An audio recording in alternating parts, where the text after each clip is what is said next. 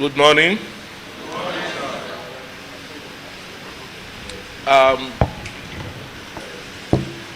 Let me make welcome and recognize our special guest of honor, Honorable Tambari Sydney Bara, the Honorable Commissioner for Environment, Rivers State. I also welcome the chairman of this occasion, Professor Godwin B. Okon. We also welcome the invited schools for the quiz competition and other invited guests, fellow members of the Port Harcourt Link Club and our wives, a quiz master, judges and timekeeper, Port Harcourt Link Club friends and associates here present, gentlemen of the press, ladies and gentlemen, you're all welcome. Today, June 5th, 2024, World Environment Day, is the United Nations principal vehicle for encouraging worldwide awareness and action for the environment. As we all know, this has been an annual event since June 5th, 1973, by the World Environment Organization, United Nations Environment Program, UNEP, to mark World Environment Day, but first celebrated in 1974 in the city of Spokane in the USA. It is a vital platform for promoting progress on the environmental dimensions of sustainable development goals and to remind us of how to safeguard our environment. The Port Harcourt Link Club is a registered socio-philanthropic, non-profit and non-political organization with the core objectives of assisting the less privileged in our society and engaging in activities like World Environment Day to preserving and sustaining our environment, amongst others.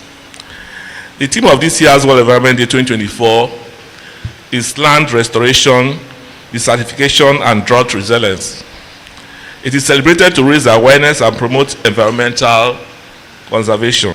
What we are here to do actually is to mainstream global consciousness.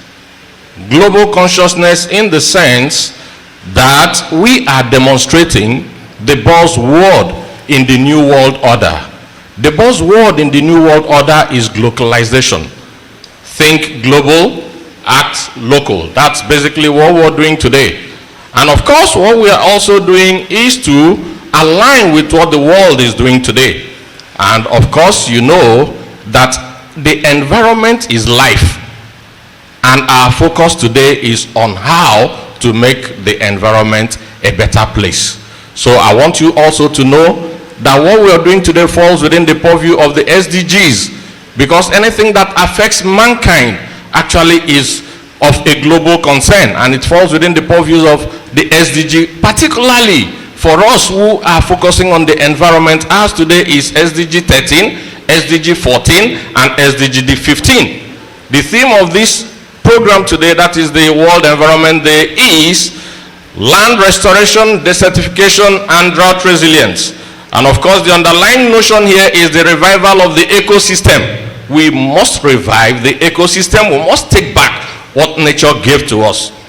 We all know the importance of land in our society, and we know what is going on our lands as a result of the economic activities of multinationals in and around us. And we are beginning to see that the effect of what is going on our lands is beginning to have adverse effects. That is what we call desertification. Desertification specifically is a man-made crisis to our environment. When trees are felled and they are not replanted, that is called deforestation. And the primary reason for desertification that we are talking about here is deforestation. By the time all the trees and the shrubs that are supposed to protect our environment, because they play very vital role even for the airs we breathe. If you observe, you find out that when we travel to our villages, there's a kind of serene we enjoy there. Is it not so? And that we don't see in the city. That is because there are still a lot of trees and shrubs in our urban communities. That is why it is so. And so the reason why we are gathering here to talk about issues like this is to see how we can equally make our cities find that kind of serene atmosphere that we find in our communities. And that's why we are here. We know that those of us here in River State, we are predominantly farmers and fishermen. And we know that our lands and our waterways are under very serious threat as a result of the economic activities of multinationals in our environment or around us.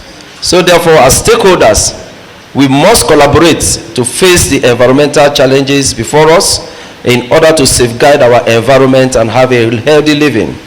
This is why our ministry is ready to partner with you and other NGOs to assist the ministry and the government in informing and educating the public on the need to protect and safeguard our environments. That dumping waste indiscriminately is a bad habit, and that it is responsible for flooding. Cutting down trees without planting new ones is equally bad to our society, and this is what causes deforestation and drought.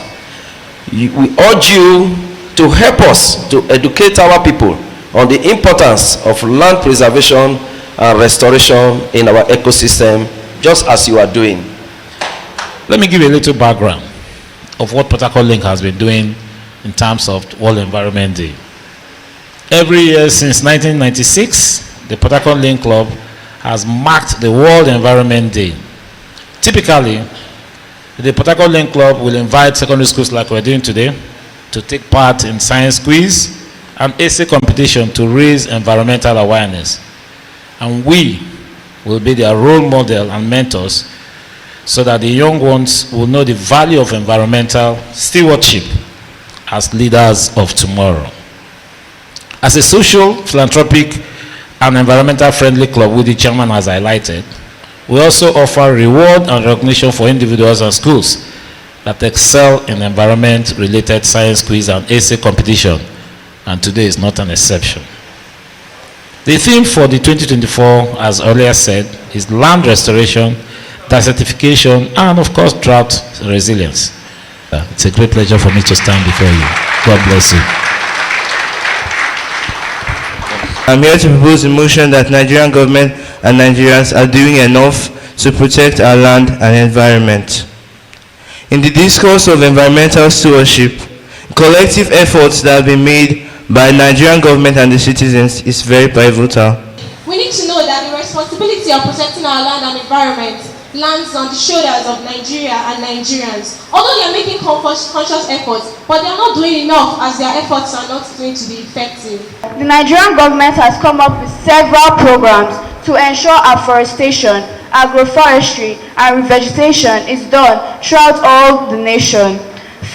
One of the programs includes the One Student, One Tree project, which is aimed at inspiring undergraduates to adopt the culture of conservation, which will eventually reverse the effects of environmental degradation.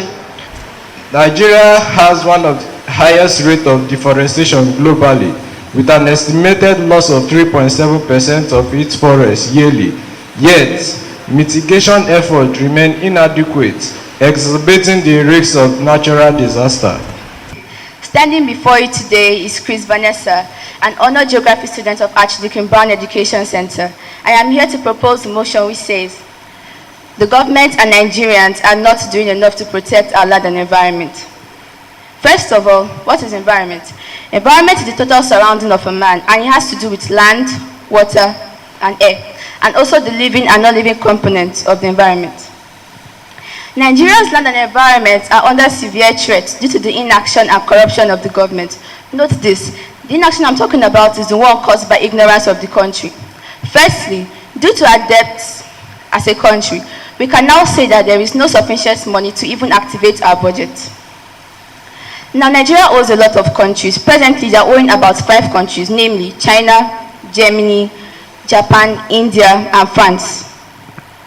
And also, Nigeria, they depend on outsourcing, which is importing goods from other countries. They depend on foreign goods. Now, all the money that we have, normally spend it on paying other countries that we owe, or maybe importing other goods to our countries. Now, the budget that will be used or that will be channeled at environmental protection will remain low because we will not have enough money. Governor of Rivers State, His Excellency Governor Similare Fubara, if he didn't have the mind of environmental protection in him, he would bring about this construction of the ring road at a very center level.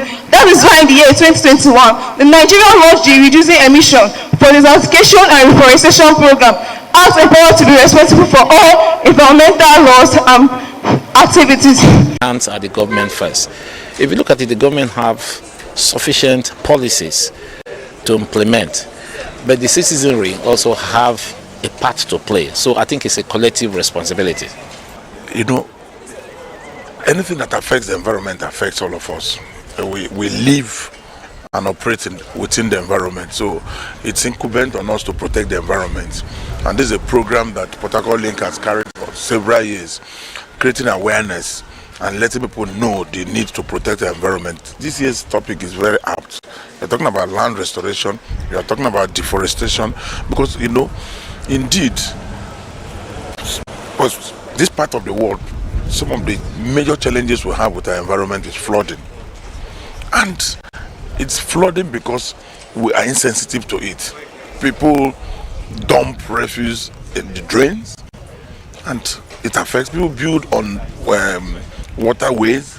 So these are things that affect our environment, and obviously the effect and the devastation is on all of us. So the purpose and the takeaway from this is that there is need for us to be sensitive.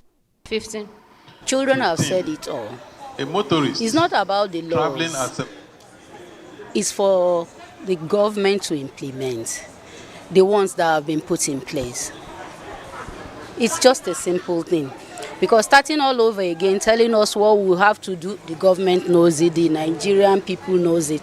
So it's just for the government to put agencies in place that will implement. Like one of the children said, you understand? If there are agencies, like during the Buhari regime, that his first regime, when we have this why, you understand, you throw out deaths on the road, you are being reminded, you understand, and you pay some fine. My name is Aya Angel Sochinaza. I'm from Federal Government College, Port Harcourt, and we won. We came first position in the quiz, the senior quiz organized, and we also took the second and third positions respectively of the debates. I'm so glad, I'm overjoyed. We really enjoyed the different talks by respectable and noble people that we are really happy we were able to learn a thing or two from them about the environment, and we really enjoyed ourselves today. We hope that next year is going to be bigger and better with more prizes to be won. Thank you. We are able to explore clearly what the problems are and the way going forward.